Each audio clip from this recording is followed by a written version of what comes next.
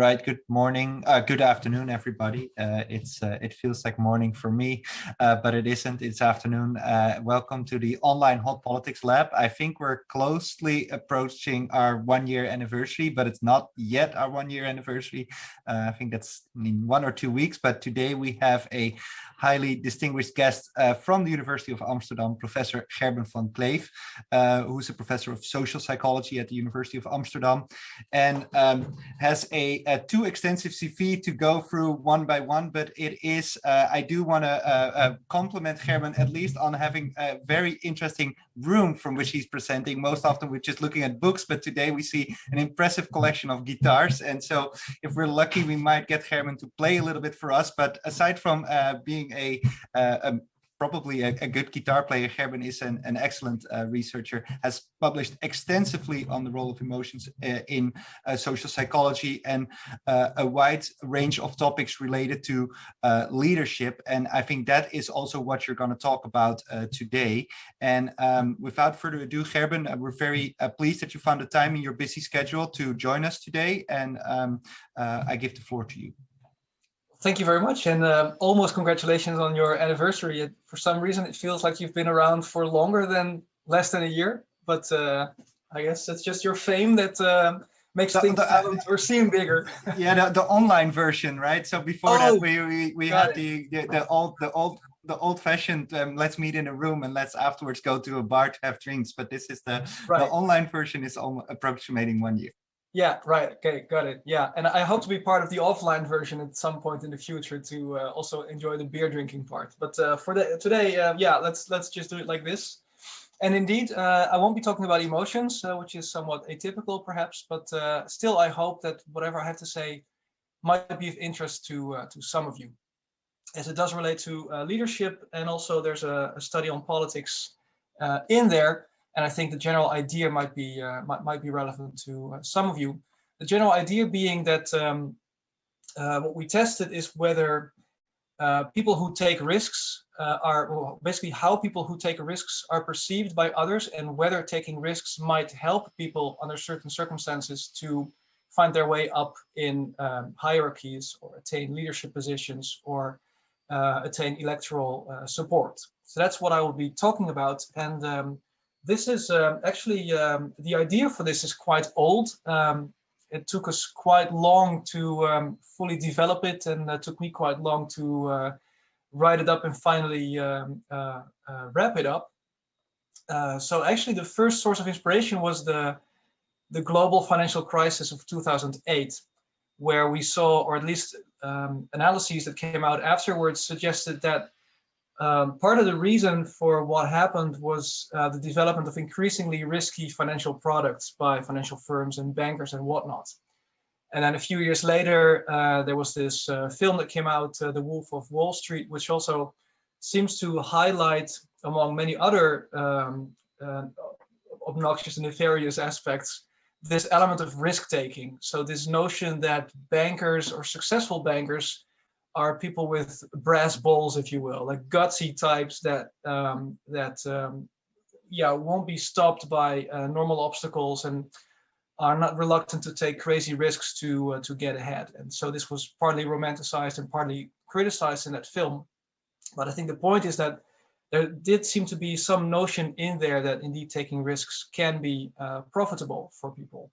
And of course, later on, there have been numerous other instances. I'm just putting one here, the big Volkswagen scandal, which of course has lots of elements to it, but one of them is certainly risk-taking, because sooner or later this was going to be, found out. And well, we've seen how this basically killed their reputation for a while, and probably also drove their decisions to put all their money in the electrical basket, which I guess ultimately is a good outcome. Anyway, what are the effects of risk-taking? Let's start by talking really briefly about what is risk-taking itself. It depends a little bit on which literature you look into. Most sort of literatures are the biggest, in my perception, on risk-taking are economics and psychology, and they have somewhat overlapping and somewhat different interpretations of what risk-taking is. In economical literature, they emphasize that risks happen when people exhibit preferences for greater rewards that are obtained with less certainty compared to smaller rewards obtained with more certainty. And in psychology, there's more emphasis on behavioral inclination towards actions that have a high probability of resulting in some type of harm or loss to the self or others. But in real life, of course, especially in these financial circumstances, these two things do tend to go hand in hand, right? So if you take a financial risk with the idea of potentially gaining a huge profit, if that goes awry, then of course there's also harm and loss involved for the self or others or the company. And you'll see that this sort of general combined notion of what is risk-taking is reflected in how we treat it in our study. So risk-taking is a bit of a controversial topic, I've come to notice. My first inclination was to think of it in relatively negative terms, which was maybe because I had just been primed by this financial crisis thing and this Wolf of Wall Street film. But then when we started to think about it more and got feedback from reviewers, we were basically reminded that there can also be lots of positive things of risk-taking. Like it can be a force for a change, which can be good, or a force for growth. And it's interesting, if you just Google this, there's a zillion companies that seem to be specialized in helping you take the right amount of risk, or managing your risk, or solving your risk issues, or helping you with the risk solutions, whatever that may be. I'm clearly not an economist and not very interested in this financial aspect, but I did think it was interesting that so many people are specialized in helping you to manage risk. But I think what they're managing is not so much what I'm talking about. What they are managing probably is the ultimate, or the immediate financial consequences of risk-taking, which I think are oftentimes rather manifest. You can see whether an investment works out or doesn't work out.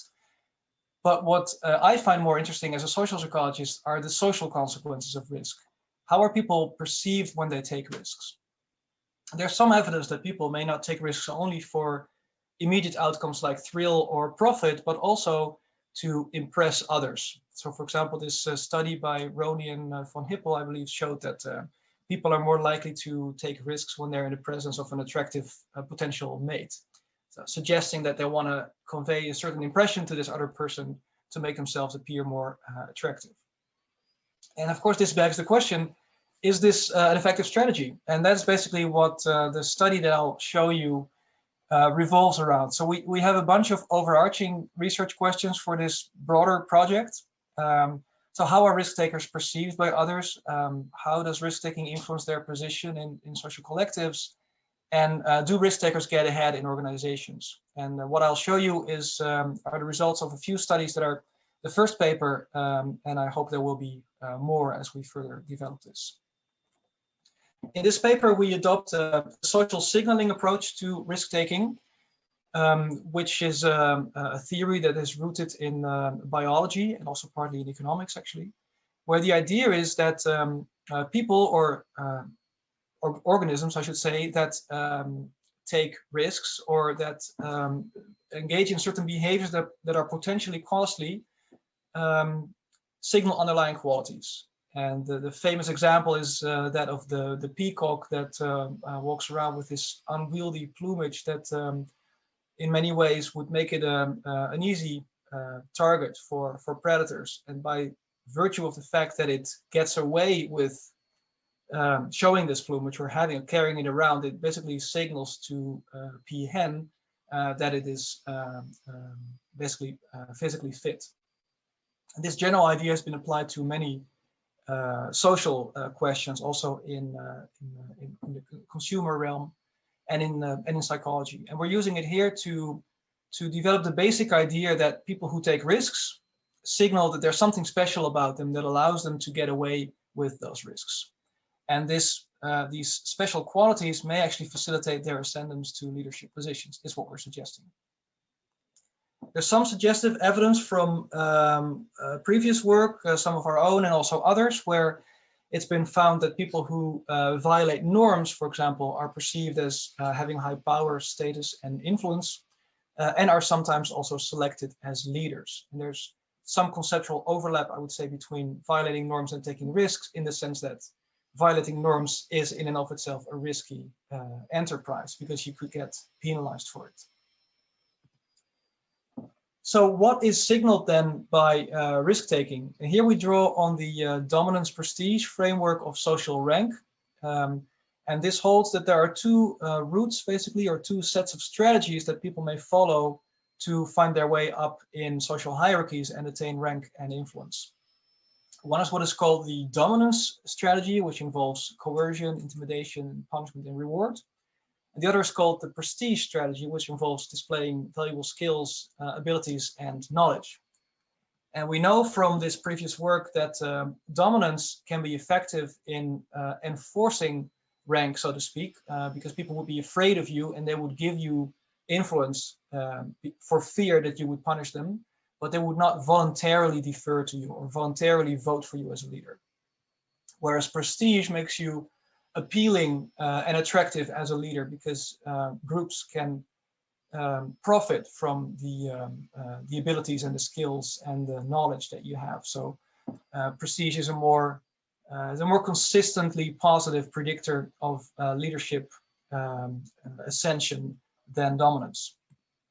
What we're suggesting is that risk-taking may signal both dominance and prestige. It may signal dominance in the sense that by taking risks, you imply that you are capable of bearing any negative repercussions that the risk may have, like social backlash or things like that. And at the same time, you may signal prestige because taking risks could imply that you have knowledge or skills or abilities that make the risk more likely to pay off. So here's the overarching model that we tested in 4 studies, which I will briefly flash at you while I also glance at the time. I'm leaving out one study, and I'll be happy to take questions if you want to have know more about the details, but I'll go over this pretty quickly to stay within the time. So this is the general model. We're suggesting that risk-taking may signal both dominance and prestige.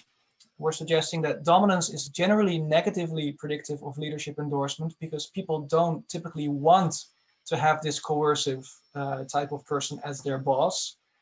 And prestige is generally positive predictor of leadership endorsement because people do want this skillful, knowledgeable person as their leader. But we also know from previous work that dominance does make leaders appealing in the context of intergroup competition. When it comes to your group having to defeat a competing outgroup, that's when having a dominant leader can really be an asset. So we predicted that under conditions of intergroup competition, dominance would actually be a positive predictor of leadership endorsement. And therefore, under conditions of competition, risk-taking should also translate more into leadership endorsement. So in study 1, we looked into implicit associations using the famous IAT, implicit associations test. We created our own based on the word list that you see here below, which we pilot tested, of course. And the idea here is that people have to categorize target words, the words boss in this example, and put them either to the left or to the right of the screen. And on the left of the screen, in one case, you see, for example, risk paired with leader, which is a logical combination according to our hypothesis. And on the other hand, or safety versus follower. And on the other hand of the screen, you see safety paired with leader and risk paired with follower, which would go against our hypothesis, so to speak. So if our hypothesis were true, it should be easier for people to make the categorization on the left side of the screen than to make it on the right side of the screen, which should be reflected in lower response latencies. And that's indeed what we find. So this shows, this D is basically, could be interpreted as an effect size, showing that the pairing that people make between risk and leader roles and between safety and follower roles is stronger than the pairing that they make between risk and follower roles and between safety and leader roles. This doesn't tell us anything about causality. These are just associations. So the next study actually also doesn't tell us anything about causality, but it does take this into more of a real world example, which is also perhaps relevant to people who are interested in politics. Because here we use the political election, an actual political election as the context. We surveyed voters in Israel who were part of the Israeli elections that were going on at the time. The great thing about Israel is that they have elections about every half year because their government is so unstable. And we profited from this by surveying people in the context of one of these elections. And we basically asked people before the elections how risk-taking they perceived the 9 most likely candidates to be, how dominant they perceived them to be, and how prestigious. And then after the elections, we asked them what they actually ended up voting for. And we also measured their voting intentions before the elections. So here's what we find. We find that risk-taking is a positive predictor of both dominance and prestige. These are not huge effects, but they were significant and in line with our theoretical model. And what's also interesting is that dominance is a negative predictor of leadership endorsement, whereas prestige is a positive predictor of leadership endorsement. And you can see that this lower pathway combined was somewhat stronger than the top pathway, and therefore on the net result was that in this particular election, people preferred more risk-prone politicians to more risk-averse politicians, even though there is this kind of back-push effect of dominance. And this, of course, is, or at least we think, is because we did not consider the competitive nature of the context in this particular study. So that's what we did in our third study, and that's the final study that I will share with you today. And this is an experiment, so here we can say a few things about causality. And we used a LinkedIn profile where a particular person was portrayed as a risk taker, sort of somebody who was dispositionally inclined to take more risky decisions in their lives across a number of domains. So their motto was no guts, no glory, or in the other condition, better safe than sorry. And the risk taker's hobby was downhill mountain biking, which is more a risky sport, if you will. And in the risk avoider condition, it was spinning. And then we asked people how fitting they thought these particular, this person with these different profiles would be for various types of leadership positions, such as a CEO of an oil company or president of an association of homeowners and a bunch of other positions. And we asked this in 2 different, depending on condition, in 2 different ways. So either in a cooperative context or a competitive context. So for instance, to what extent would you endorse this person as CEO of an oil company when cooperation with governments is required versus when other companies have to be beaten in a quest for oil? And what we find is that in the intergroup competitive conditions, there is a strong preference for a risk-taking candidate instead of a risk-avoiding candidate. And in the intergroup cooperative situation, we do not find this effect. That translates to this model. In the cooperative context, again, we see that risk-taking signals both dominance and prestige. Here, the effects were a bit stronger. Of course, there's less noise because this was an experiment. We see that dominance does not positively predict leadership endorsement, but prestige does. And here, on average, there was a negative link between risk-taking and leadership endorsement. In the competitive context, we see that dominance does positively predict leadership endorsement. Prestige also still positively predicts it. So here there's a net positive effect of risk-taking on leadership endorsement. There's a 4th study in which we replicated the 3rd study using the same paradigm, and we showed that it's similar for male and female risk takers. So some general conclusions I think we can draw from these data is that people appear to implicitly associate risk-taking with leadership, as shown by the IAT, and risk avoidance with followership. We've consistently found across the 3 studies after the IAT that risk-taking signals dominance and prestige. And we've also found consistent evidence that dominance and prestige have differential implications for leadership endorsement. So people, in line with previous research, generally don't seem to really want to give power or leadership to dominant individuals, but they will do so when they believe that having a dominant leader is an asset. So risk takers are particularly attractive as leaders, it seems, in competitive intergroup settings. some implications. It is possible that people might take risks not only for their immediate outcomes, like getting a thrill or a kick or earning money, but perhaps also to manage impressions. And interestingly, after almost a year of being very prudent and avoiding risks and being very explicit about avoiding risks, Mark Rutte recently explicitly said, we are opening up the country just a little bit, even though this third wave is coming up. We are taking a risk. So it's very interesting for many reasons. One is that this happened 3 weeks before the election. Another is that it happened 3 weeks after our paper came out. No, that's a joke.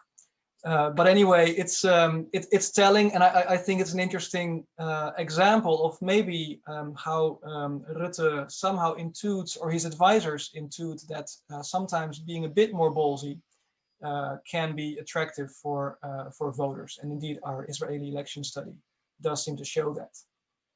It's possible that these social hierarchical consequences of risk-taking may set off some kind of vicious cycle, whereby risk-taking triggers perceptions of dominance and prestige, which feed into leadership endorsement, which then, of course, enhance a person's power. And we know from previous work that power also facilitates risk-taking. It takes away barriers and makes people more likely to do whatever they feel like doing, including taking risks. So this could be a self-perpetuating cycle, especially or perhaps only in more competitive intergroup contexts.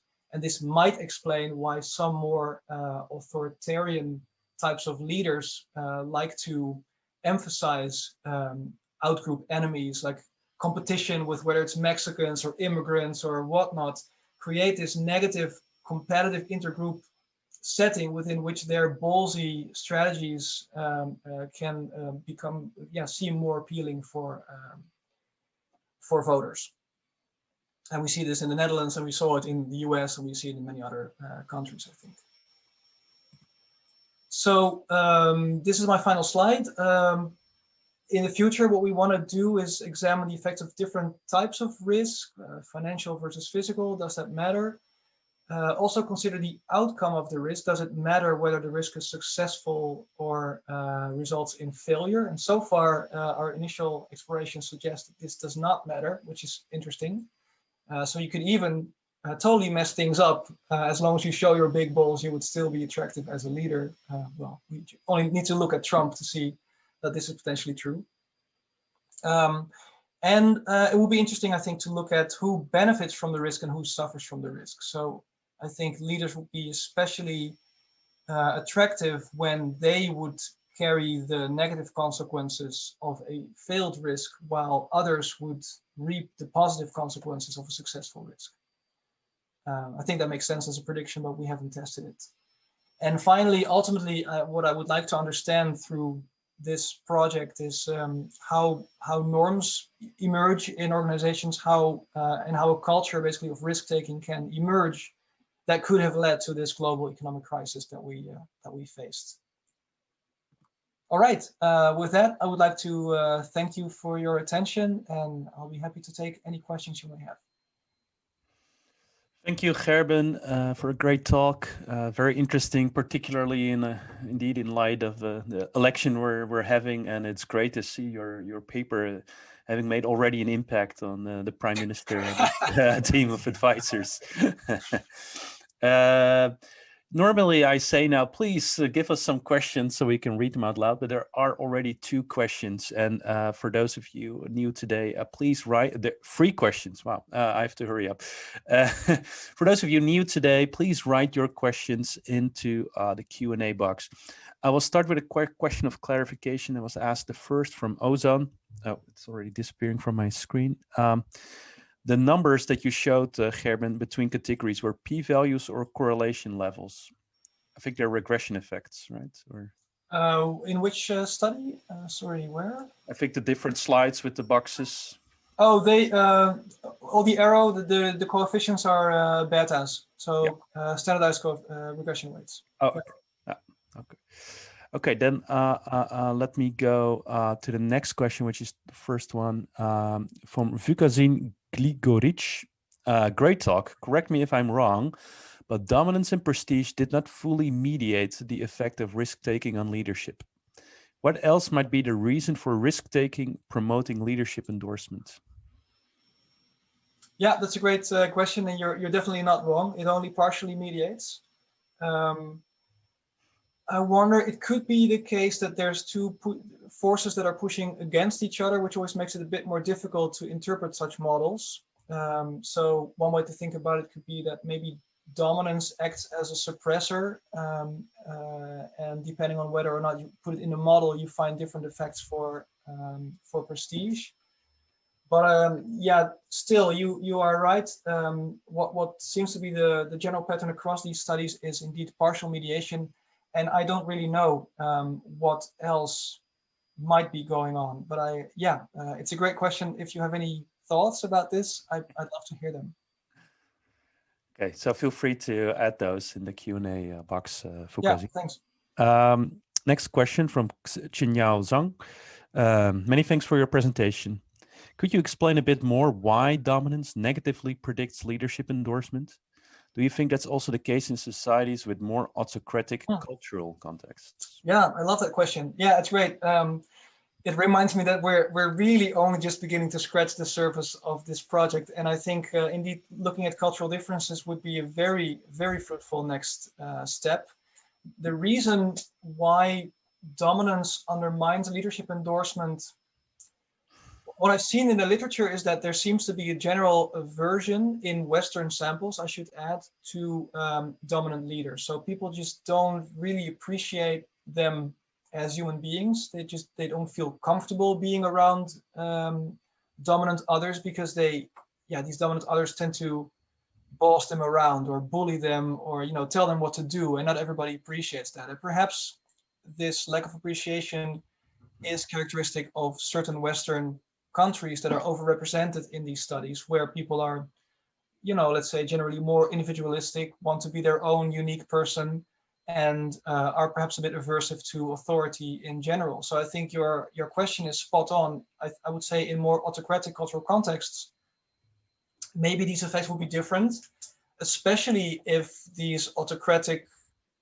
leaders were, let's say, or the cultural context is also in agreement with these autocratic leaders, right? So if you have a dictatorship where nobody wants the dictator, I'm not sure if it's the same thing, but in countries where, people just generally appreciate strong leaders who, are not, let's say, too democratic, but take strong decisions, I can imagine that indeed it would look different. And maybe in those circumstances, it will be easier to find general positive effects of risk-taking on leadership endorsement, because it would basically take away this negative push of dominance. I think it's a great question. Thank you. Okay, next question from Diamantis Petropoulos Patalas. Thank you for your presentation and very interesting line of work. I was wondering if you were able to tell apart which aspect of risk-taking was addressed in study 2. In other words, do you have an indication of how respondents interpret risk as operationalized in the IAT? Do you think it relates mostly to the economic or the psychological definition? There's a second question, but I leave it here first. Yeah, interesting. That's a tricky one. I'm going back to the word lists that we used. So we had words for leadership like boss, supervisor, executive, authority, leader, versus helper, assistant, subordinate, aide, and follower. And then for risk, we had risky, hazardous, daring, dangerous, reckless, versus sure, safe, careful, thoughtful, cautious. I would say these are very generic terms. So a boss or a supervisor or an executive or an authority or a leader would have greater leeway typically in an organization, for example, to take decisions, and therefore would have an easier time taking risky decisions as well. They would tend to have fewer people to report to compared to, let's say, the helper, the assistant, the subordinate, the aide, or the follower. So it definitely fits, I would say, let's say, organizational risk, whether it is financial or otherwise. I think it may be a little bit less clearly related to the physical risk. except perhaps in certain types of organizations which are about that kind of thing. So yeah, I'm just thinking out loud, but I think I would, on the spot, I would say these words are probably more reflective of the financial than the physical type of risk. The second question is that Diamantis writes, I'm interested in the concept of self-perpetuating spirals, as you suggest on your last slide. Would you like to elaborate more on this? Yeah, sure. Yeah, what I think might happen, this is based on previous research also in part, is that there could emerge stronger and stronger patterns over time if risk taking does go unchecked, if it's not sanctioned in some way. So our data suggests that people who take risks might be given more leadership and influence by others through respect, dominance, prestige, especially in intergroup competition. And by giving these people influence, you also give them power, right? Power over resources, typically power over decisions. And previous research by Anderson and Galinsky, among others, has shown that people who have more power become increasingly likely to take risks, to gamble with finances, or to basically to become more disinhibited and to become more risk prone. So I think it's conceivable that you get this spiral where risk taking is kind of self-perpetuating, except if something in the context happens that puts a check on this. But this is really conjecture. It's just putting our data together with some previous data, and I think it makes theoretical sense. And I think it could explain potentially why this risky culture emerged in the banking sector. But really, this is a pretty huge leap still at this point. Okay, great. Next question from Adi Wiesel. Fascinating work. I have two questions. Let's do the first one first. First, you mentioned that in study 3, you looked at a couple of different fields. Did you see any differences by the different fields, which may vary in their propensity for competitiveness overall?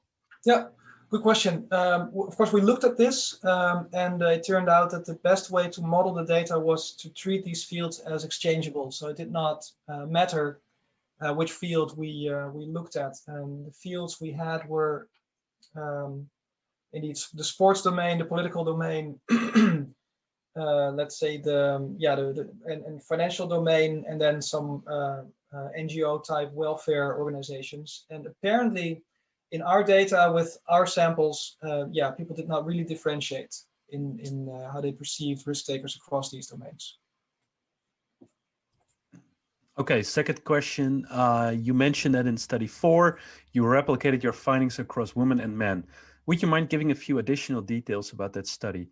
I may have missed whether those effects were replicated with male-female participants or risk takers. Thanks so much. Yeah, they were replicated.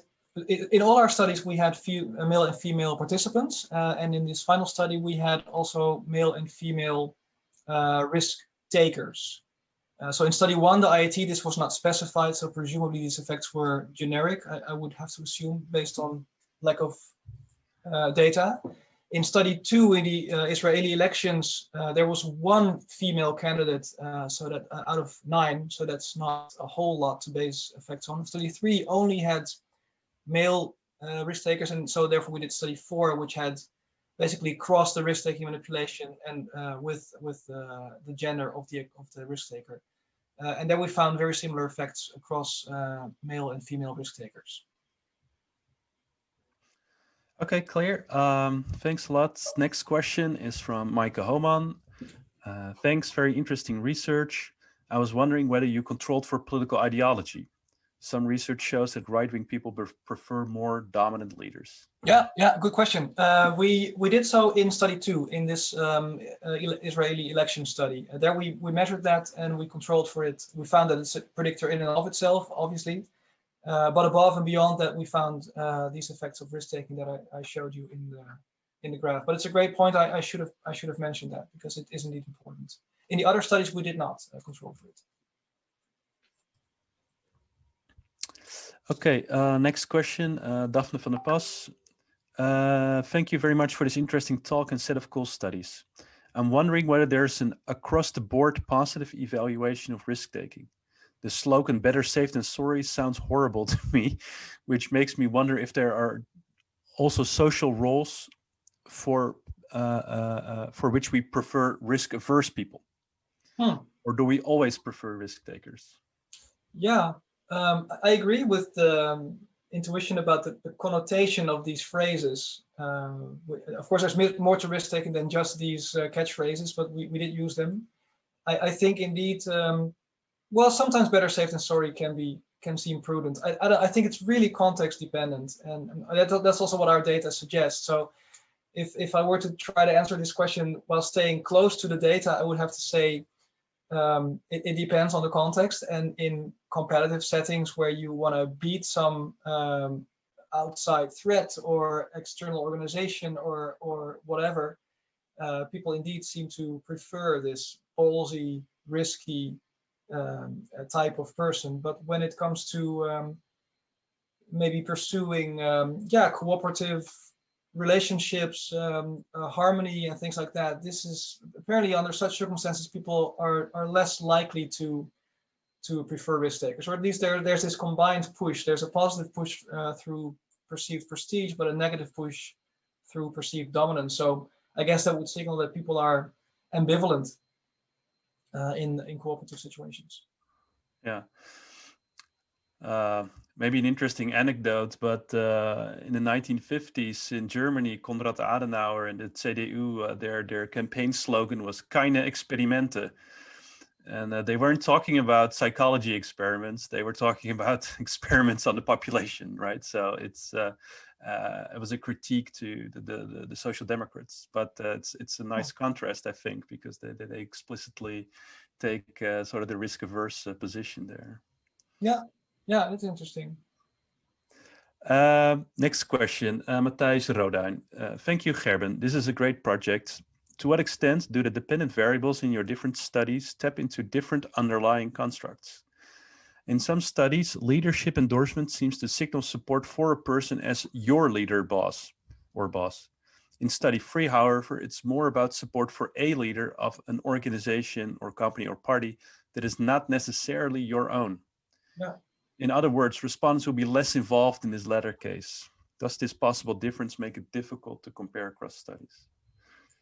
Yeah, that's another great question. I hadn't really thought about that. Indeed, it's and I might add that study 1, it's unclear whether it pertains to you or not. So it's like 3 different approaches basically. Well, the good thing is that the data all point in the same direction, so that would suggest that it doesn't really matter a whole lot empirically. But I do agree with you that theoretically it wouldn't have been strange to find potentially differences depending on whether you are going to be directly affected or whether you as a third person from a distance reflect on what might be best for some other company in a context that's not going to affect you in any way. It brings me back to one of our future directions that we want to pursue, whether, basically who is affected by the risk. Is the risk going to be positive or negative in terms of its outcomes is one question, but also, who bears the consequences or who reaps the benefits? So I think that also relates a bit to your question, and it's an open question at this point. The only thing I can say is that the data point in the same direction across these operationalizations, but I think it's a valid point. Then the next question, again from Ozan. I think the current financial or social context of countries is also important for risk-taking decisions. Did you consider that point? For example, do we take more risks now in this crisis or not? Yeah, I share the intuition. From looking at other work, there seem to be parallels between leaders who are risk prone or are competitive or basically the liking of such leaders across situations where there's competition or where there is some kind of other type of crisis. This could be financial scarcity of some sort, or it could also be like external environmental threats. Basically, as long as there's some kind of external force that threatens the integrity of the group, it appears to be the case that people start leaning a bit more towards, let's say, autocratic leaders, strong leaders, whatever you want to call them, ballsy leaders, perhaps risk-prone leaders in the current context. They seem to become more appealing when there's some kind of threat. I'm inclined to think that the threat could indeed be not just an outgroup that's out there to beat you, but it could also be financial scarcity or other things.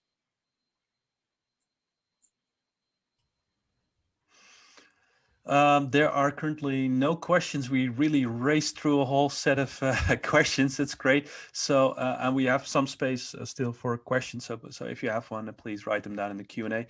I do see a hand from Bert. And there's a compliment from Diamantis about the guitar, but I give the floor now to Bert. Thanks, Gerben. It's really fascinating work, and this a question for I know you've also done some work on individual differences in the sense of who is more susceptible to certain types of leaders, and do you expect this to be a homogeneous effect, or do you expect that certain people might go for certain groups? Like, it's probably not so surprising people high on sort of dominance behavior or stuff, but are there other individual differences that you expect to moderate some of these effects? Yeah, also a good question. Based on my own prior research, we've looked at agreeableness in a project on the effects of leaders' emotional expressions. Yeah, emotions. And we found that sometimes expressions of anger by leaders can be motivating for followers, because they signal that, well, things aren't going great and maybe you should put in a bit more effort. But then indeed there are individual differences in how people respond to such expressions. And so they work well, expressions of anger, for people who are low on agreeableness, but they backfire for people who are high on agreeableness. So people who are high on agreeableness tend to be, kind and courteous and whatever themselves, but they, and this is an oftentimes overlooked aspect, they also expect that kind of treatment from others. So they want others to be kind and courteous and nice, and they want the whole world to be harmonious and everybody to love each other. I'm exaggerating a little bit, but this is the kind of the feel. And one thing that anger does is disrupt this sense of harmony. It's not very courteous, typically. It's difficult to be angry in a very kind way. So what we found there is that people high on agreeableness don't thrive when leaders get angry. And I could imagine maybe that this would also happen here with risk-taking, that maybe it's a bit of a stretch, but it's possible that certainly with dominance, I would say that highly agreeable people are more likely, I think, to be averse to dominance. I'm not sure about the risk-taking per se. That's a bit of a stretch, but I think the dominance, yeah, I would not be surprised if they responded more negatively to perceptions of dominance. And maybe suggest, there's a small literature in a couple of papers in political science that have developed sort of an individual difference measure of risk attitudes, which is basically extroversion type items. And so I'll send them the list, but it's some work by Cindy Kam, who showed that these more risky people also choose more risky candidates. And so that is not for the mechanisms you outlined, but it might be something to, if you ever want to go that route, to look at. Yeah, we explored that a bit in the early stages of the project. We did a few scenario studies that we ended up discarding at some point because we found better paradigms, I think. But in those early studies, so hypothetical scenarios, so suppose somebody does such and so, how would you respond? And in those settings, we measured individual differences in risk proneness, indeed, because of the same intuition that this might matter. And I don't recall the exact findings, but basically the bottom line was that it didn't really matter a whole lot.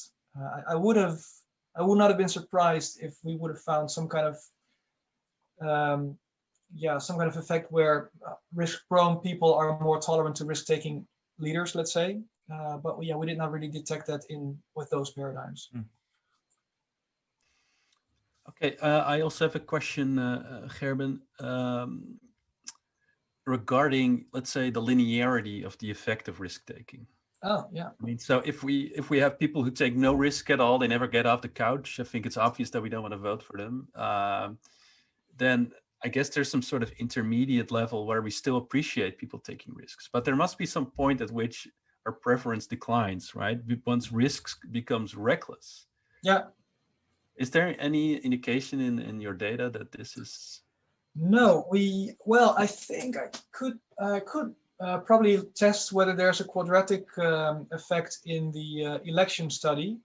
I don't remember if we did that. I don't think we did. That would be the only study where we could test this out of the ones that we've done so far, because mostly we would manipulate risk taking and there would just be two conditions. Actually, in the early studies, in those scenarios I described, we did have three conditions. We had low risk, moderate risk, high risk. And again, I don't remember the exact patterns. There was not a decline, I think, after the moderate, but I do think it was not linear either. So more like sort of a decreasing slope. Which, I could suggest that if you calibrate this differently, you could get some kind of curvilinear inverted U-shape effect, because theoretically I'm all with you. I think this is probably what the world looks like. There's another question from Diamantis, a follow-up question on what Bert was saying. What about people with different SES history, so socioeconomic status? Oh, that's they moderate these effects.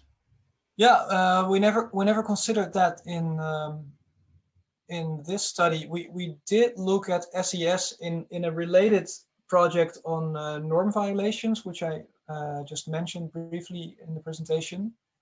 And I do think that norm violations are somewhat related to risk taking because they are in principle risky. And what we find there in studies where we also looked at leadership preferences is that people who are higher on, who have higher SES trajectories, they are more aversive to norm violating individuals. They are less likely to vote for them as leaders, whereas people with low SES backgrounds don't show as much of that aversion. And we conjectured there that norm violators threaten to overthrow the status quo, which from which high SES people tend to benefit and low SES people tend not to benefit. So that was our tentative explanation for that finding, which we found this in numerous studies and also in a meta-analysis. So that seems to be a robust pattern in the norm violation studies, but I don't know how it would pan out in the risk-taking studies. So interesting question. So in this, so it seems context is important, right? We've discussed that, and clearly objective circumstances, they determine the context to some extent. How important do you think are the individual leaders' descriptions of the objective circumstances here? Oh, yeah. I think, well, I alluded to that in the discussion. I think this is what cunning leaders do. I think they, or politicians, I think they frame the context in such a way that their policies or their style or whatever they have to offer will fit better or will become more appealing. So if you're a super autocratic, dominant, aggressive type, you'll probably thrive better or be more attractive for your electorate when you suggest at least a context where you're constantly under threat from neighboring countries or whatever large firms that are after you or other governments that are competing with you for your natural resources, or that want to take your COVID vaccines or whatever. There's always a room to find or create or suggest conflict. And I think this is looking at history. You just went back to the 1950s. If you go back some 20 years more, you'll see a big example of somebody who was very good at suggesting a threat from an outgroup against which his very aggressive policies would presumably have looked more attractive to voters. So I think spinning and framing are key. So Gerben, to communicate risk, is that always so? Are there facial characteristics or other types, like, of how you look, like, can we get cues from the extent to which you're a risk taker based on how you look? And maybe related, does this then also matter if your gender, right? If so, is this a different thing for men than for women? Yeah, interesting. Well, there are some correlations that suggest that there might be facial features that are correlated, let's say, with risk taking. I don't think there's an expression you can make, like an emotional expression, for example, that tells somebody, okay, now I'm going to take a risk. But things like, a big jawline, or, strong, like masculine faces. Masculinity of faces is correlated with testosterone levels, and testosterone levels are correlated with risk taking. Now, of course, the buildup of the face is predicted more by prenatal testosterone, and current risk-taking is predicted more by current testosterone levels, but those are also correlated. So if you add all those correlations together, I think you can suggest indeed this prediction that these big muscular masculine-looking people are more risk-prone on average than baby-faced people. Yeah. All right. So yeah, but do you think there's, especially in the physical components, I could imagine, are there maybe norms related to risk taking that are different for men than for women? Yeah, I think so. Maybe there, and this could also depend on culture. I can imagine. Well, there's this cultural dimension that's called masculinity, which I don't know a whole lot about. It's one of those classic cultural dimensions. And so I could imagine that maybe in more masculine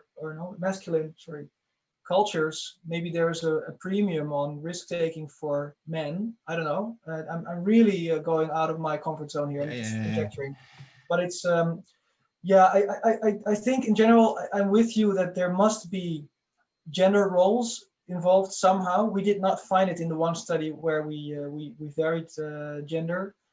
On the other side, when it comes to non-verbal expressions or physical expressions, testosterone would have a similar effect on men and women, even though, of course, testosterone levels of men are higher than women. You do see similar effects when women have greater testosterone levels. Their facial features are also more masculine.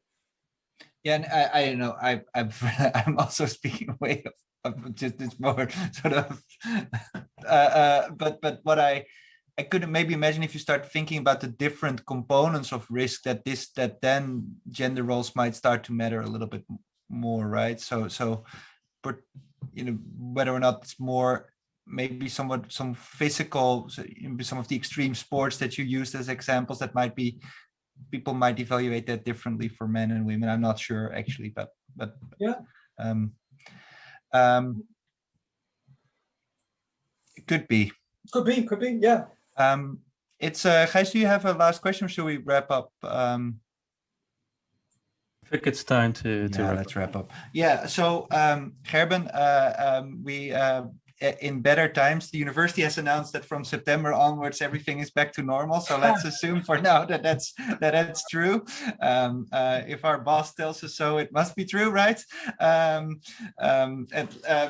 I hope in better times that we meet each other again at the university building, and then we can also go back into Gijs's office, where the infamous Hot Politics Lab mocks are present. We have way over promised, so we have taken a risky choice of offering everybody a mock, but we we don't have that many in stock anymore, but you can buy new ones. Yeah, we'll buy new ones anyways. but maybe new design. Yeah, you're right. I want to thank you on behalf of all of us here for this really fascinating talk. And I want to take the last minute to announce a couple of the speakers that we have in the coming weeks. So next week, Friday, we have Ben Rouge from the University of Leiden. March 19th, Lou Safra from Sciences Po will join us. On March 26th, Christian Piepal and Neil Fasching will present ongoing work, two separate projects. So they're a master student, Neil, and a PhD student, Christian. And then April 9th, the new Diamantis Petropoulos Petalas, the new postdoc in Gijs's ERC project, will give a presentation. And on April 16th, Teresa Kuhn. And if you want to look what we have even after that, then just visit our website. What will Lou Safra's talk be about? Facial features, I'm pretty sure.